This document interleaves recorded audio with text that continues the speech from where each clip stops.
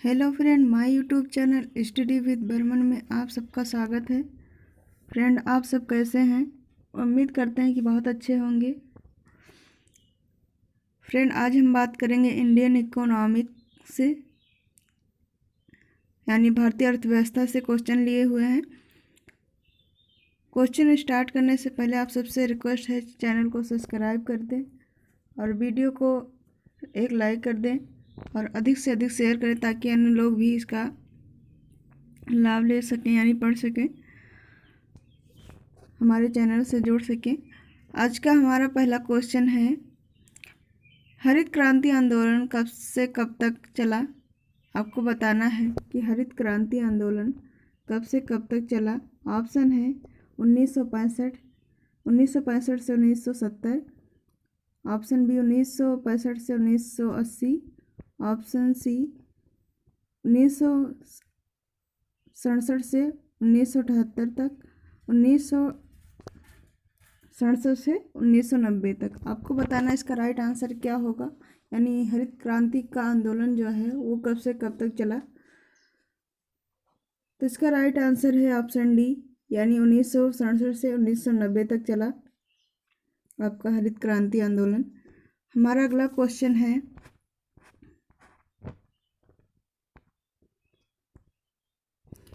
किस वर्ष भारत में बैंकों का राष्ट्रीयकरण किया गया? आपको बताना है कि किस वर्ष भारत में बैंकों का राष्ट्रीयकरण किया गया। ऑप्शन है 1977, 1947, 1965 या फिर 1969। तो आपको बताना इसका राइट आंसर क्या होगा। इसका राइट आंसर है ऑप्शन डी, यानी 1969 में बैंकों का राष्ट्रीयकरण किया गया था। और ये जो राष्ट्रीयकरण किया गया था 1969 में, ये 19 जुलाई, कभी कभी डेट भी पूछता है साथ में, तो ये है आपका 19 जुलाई 19 जुलाई को हुआ था 1969 को। और ये 14 बैंकों का राष्ट्रीयकरण किया गया था। हाँ, ये भी ध्यान रखिएगा, 14 बैंकों का राष्ट्रीयकरण किया गया था। इनमें जो अधिकतर बड़े औद्योगिक घरानों, इन बैंकों पर जो है वो सबसे ज़्यादा क्या है कि जो अधिकतर औद्योगिक लोग, यानी जो उद्योग करते हैं, बड़े घराने लोग हैं, बड़े उद्योगपति, उनका कब्जा था। इसलिए ये राष्ट्रीयकृत बैंक का अर्थव्यवस्था में इनका काफ़ी योगदान रहा है। हमारा अगला क्वेश्चन है, the imperial bank of India को राष्ट्रीय के पश्चात क्या नाम दिया गया? यानी the imperial bank of India को राष्ट्रीयकरण जब कर दिया गया इसका, तो उसके पश्चात इसका क्या नाम रखा गया? ऑप्शन है भारतीय reserve bank, bank of India, Indian overseas bank, भारतीय स्टेट बैंक। तो आपको बताना इसका राइट आंसर क्या है, यानी इसका क्या नाम दिया गया। तो इसका नाम दिया गया, आपका बहुचर्चित नाम है भारतीय स्टेट बैंक।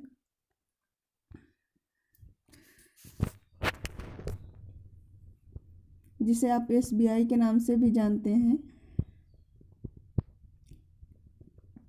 इसका गठन जो है 1955 में किया गया था और 27 जनवरी 1921 में bank of Bombay, bank of Madras, bank of Bengal का विलय कर इसे द बैंक, ये जो ऊपर नाम लिखा था इंपीरियल बैंक ऑफ इंडिया, का गठन किया गया था। हमारा अगला क्वेश्चन है, नाबार्ड की स्थापना किस वर्ष में हुई थी? आपको बताना है कि नाबार्ड की स्थापना किस वर्ष में हुई थी। ऑप्शन है 1970, 1975, 1977 या फिर 1982। तो आपको बताना इसका राइट आंसर क्या होगा। तो इसका राइट आंसर है ऑप्शन डी, यानी 1982 में हुआ था इसकी स्थापना। नाबार्ड का पूरा नाम कभी कभी पूछा जाता है ऐसे, तो इसका पूरा नाम है राष्ट्रीय कृषि ग्रामीण विकास बैंक। यानी इंग्लिश में बात की जाए इसका फुल नेम तो national bank of agriculture and rural development है पूरा नाम। यह बैंक जो है वो ग्रामीण क्षेत्रों के विकास के लिए इसकी स्थापना की गई थी, जिसकी स्थापना जो है 12 जुलाई 1982 को की गई थी। और यह बैंक जो है आपके मुंबई महाराष्ट्र में स्थित है। हमारा अगला क्वेश्चन है, रिजर्व बैंक ऑफ इंडिया की स्थापना किस वर्ष की गई थी? आपको बताना है रिजर्व बैंक ऑफ इंडिया की स्थापना किस वर्ष की गई थी। ऑप्शन है 1941, 1940, 1937, 1935। आपको बताना इसका राइट आंसर क्या है। तो इसका राइट आंसर है ऑप्शन डी, यानी 1935 में की गई थी इसकी स्थापना।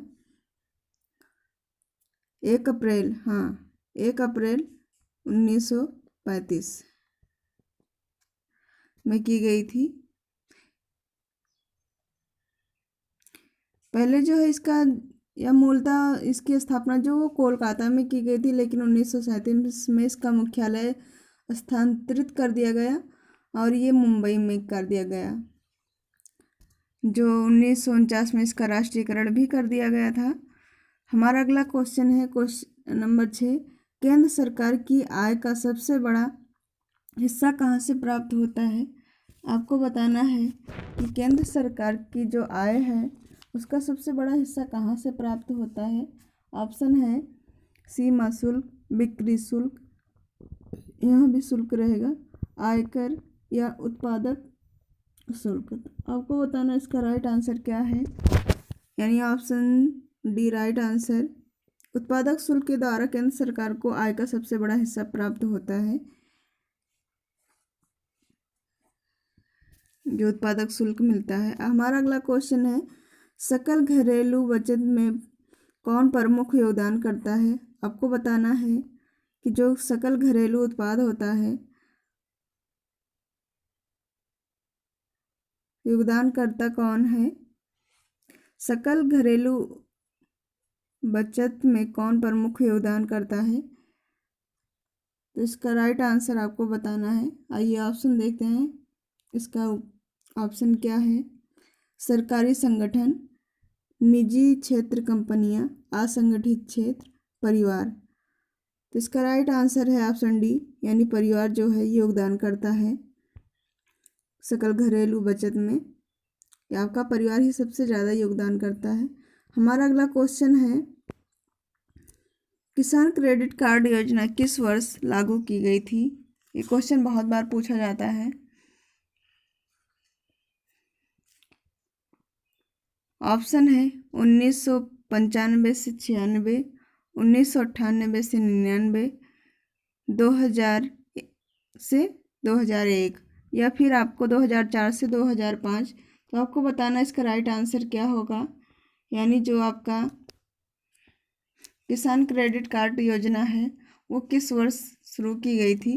तो इसका राइट आंसर है ऑप्शन बी, 1998 से 1999 में शुरू की गई थी।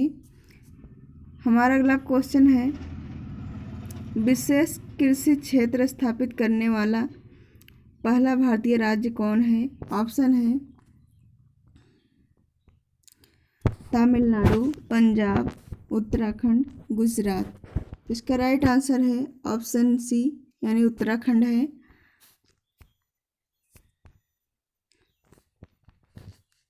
जूम हो जाता है या तो फिर भारतीय अर्थ, यहाँ 2 बार क्वेश्चन नंबर 9 पड़ गया है। भारतीय अर्थव्यवस्था का मेरुदंड कौन सा क्षेत्र है? आपको बताना है कि जो भारतीय अर्थव्यवस्था है वो किस पर टिकी है, यानी उसका मेरुदंड कौन है। ऑप्शन है सेवा क्षेत्र, वित्तीय क्षेत्र, पर्यटन क्षेत्र या फिर कृषि क्षेत्र। तो इसका राइट आंसर है ऑप्शन, यहाँ पर ऑप्शन सी 2 बार हो गया है, यहाँ भी गलती हो। ऑप्शन डी कृषि क्षेत्र पर आधारित है। हमारी जो भारतीय अर्थव्यवस्था है वो कृषि पर आधारित है। इस प्रकार राइट आंसर ऑप्शन डी होगा।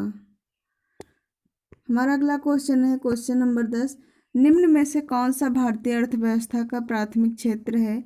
ऑप्शन है कृषि, उद्योग, सहकारिता या फिर उपर्युक्त में से कोई नहीं। तो आपको बताना है इसका राइट आंसर क्या होगा, यानी भारतीय अर्थव्यवस्था का प्राथमिक क्षेत्र कौन सा है। तो इसका राइट आंसर है ऑप्शन ए, कृषि। ये प्राथमिक क्षेत्र है, यानी इसकी प्रमुख भूमिका भी है हमारी अर्थव्यवस्था में, यह मेरुदंड के रूप में भी कार्य करता है। और यह जो है ये प्राथमिक क्षेत्र है अर्थव्यवस्था का। हमारा अगला क्वेश्चन है क्वेश्चन नंबर 11। 14वें वित्त आयोग, फिर से देख लीजिए क्वेश्चन। 14वें वित्त आयोग का अध्यक्ष निम्न में से कौन था। ऑप्शन है शांता कुमार, श्री रंगराजन, वाई बी रेड्डी, उपर्युक्त में से कोई नहीं। तो इसका राइट आंसर है option C, Y B Reddy जो हैं वो 14वें वित्त आयोग के अध्यक्ष थे।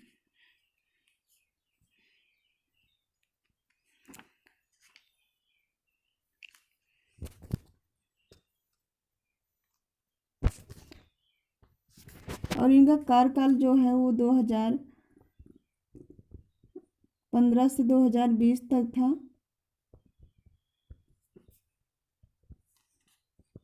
और बात की जाए 14, ये तो 14 पूछा गया था। 15वें वित्त आयोग के अध्यक्ष जो थे हैं अभी, वो हैं KN सिंह को नियुक्त किया गया है। हमारा अगला क्वेश्चन है भारत में पहली आर्थिक जनगणना किस वर्ष की गई थी। आपको बताना है, जैसे जनसंख्या जनगणना की जाती है वैसे आर्थिक जनगणना भी होती है।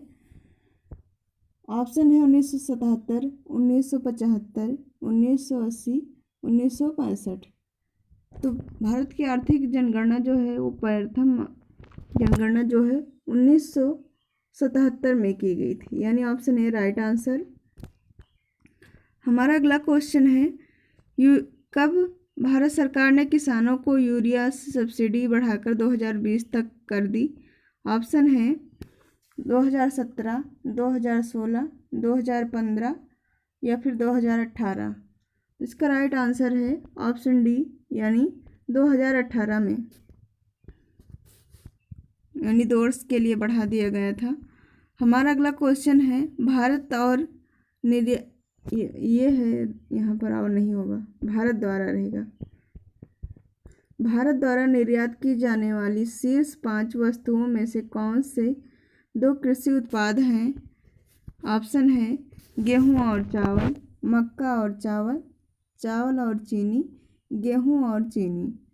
तो इसका राइट आंसर बताइए क्या होगा, यानी जो भारत द्वारा निर्यात की जाने वाले शीर्ष मतलब 5 वस्तुओं में से 2 कृषि उत्पाद हैं वो कौन कौन सी हैं। तो इसका राइट आंसर है ऑप्शन सी, चावल और चीनी जो है वो 5 आपके शीर्ष वस्तुओं के निर्यात में जो कृषि पर है, कृषि उत्पाद है वो आपका चावल और चीनी है। हमारा अगला क्वेश्चन है निम्नलिखित किस देश को भारत सबसे कम निर्यात करता है, यानी वह कौन सा देश है जिसे भारत अपनी वस्तुएं बहुत कम भेजता है यानी निर्यात करता है। ऑप्शन है इटली, आयरलैंड, इराक, इंडोनेशिया। तो इसका राइट आंसर है ऑप्शन बी, यानी आयरलैंड को बहुत कम निर्यात करता है। और ये जो है आपकी आर्थिक समीक्षा जो 2019-20 की रिपोर्ट थी उसके अनुसार बताया गया है कि वर्तमान में आयरलैंड जो है वो भारत सबसे कम उससे निर्यात करता है। हमारा अगला क्वेश्चन है क्वेश्चन नंबर 16। निम्नलिखित विकल्पों में से किस मद के आयात का मान सबसे अधिक है। ऑप्शन है वनस्पतिक तेल, अखबारी कागज, मशीन के उपकरण, चांदी। तो वो है आपका ऑप्शन सी, यानी मशीन के उपकरण जो है वो ज़्यादातर आयात किए जाते हैं, क्योंकि मशीनों जो आधुनिकीकरण है इसमें मशीनों का बहुत बड़ा योगदान है, तो मशीनों के आयात अधिक मात्रा में किया जा रहा है। हमारा अगला क्वेश्चन है क्वेश्चन नंबर 17। आवश्यकता विहीनता सिद्धांत के प्रतिपादक अर्थशास्त्री हैं। आपको बताना ये एक सिद्धांत है आवश्यकता विहीनता सिद्धांत। तो इसके जो प्रतिपादक अर्थशास्त्री हैं वो कौन है? ऑप्शन है BN गाडगिल, अमर्त्य सेन, नीलकंठ रथ, प्रोफेसर JK मेहता। तो आपको बताना है इसका राइट आंसर क्या होगा। तो इसका राइट आंसर है ऑप्शन डी, यानी प्रोफेसर JK मेहता जी हैं। हमारा अगला क्वेश्चन है क्वेश्चन नंबर 18। पूर्ति अपनी मांग का सर्जन, यहाँ सर्जन नहीं रहेगा, सृजन रहेगा। सृजन स्वयं करती है, यह कथन किसका है? आपको पता है कि एक कहावत भी ऐसे कही गई है कि आवश्यकता आविष्कार की जननी होती है, तो उसी तरह यहाँ भी सिद्धांत दिया गया होगा कि यह कथन किसका है? जो पूर्ति अपनी मांग का सृजन स्वयं करती है, यह कथन किसका है? ऑप्शन है रॉबर्टसन, JBC, कीन्स या फिर मार्शल। तो आपको बताना इसका राइट आंसर क्या होगा। इसका राइट आंसर है ऑप्शन बी, JBC है।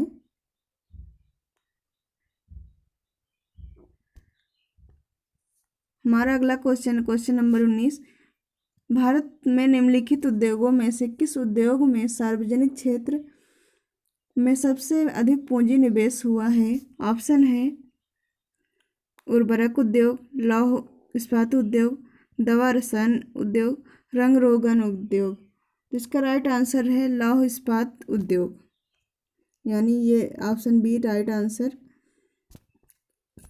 हमारा अगला और अंतिम क्वेश्चन है क्वेश्चन नंबर 20। एक विकासशील राष्ट्र में विदेशी आयात पर निर्भरता बढ़ा सकती है। आपको बताना है कि एक विकासशील राष्ट्र जो है, राष्ट्र में विदेशी आयात पर निर्भरता बढ़ा सकती है।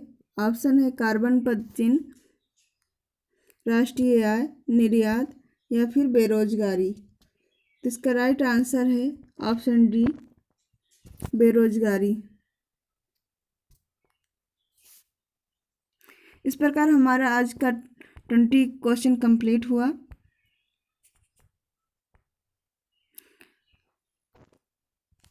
फ्रेंड, फिर से एक बार रिक्वेस्ट है कि चैनल पर पहली बार आए प्लीज़ चैनल को सब्सक्राइब कर दीजिए, वीडियो को एक लाइक कर दीजिए और अधिक से अधिक शेयर कीजिए ताकि अन्य लोग भी जुड़ सकें।